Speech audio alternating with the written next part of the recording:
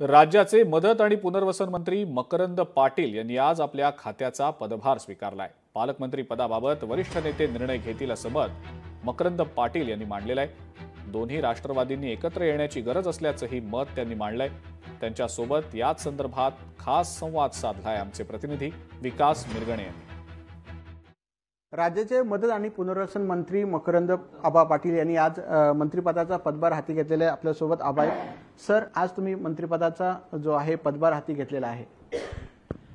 हो, आज नवीन वर्षाची सुरुवात आणि त्यामुळे मी ठरवलं सुरुवात आज 1 तारखेलाच आपण नवीन वर्षामध्ये या खात्याचा पदभार स्वीकारायचा आणि तो आज मी स्वीकारला। महायुतीमध्ये रस्सीखेच सुरू आहे, तर पालकमंत्री पदावरून अजून तिढा सुटणार आहे का सातारा संदर्भात? कारण 4 कॅबिनेट मिनिस्टर आहेत।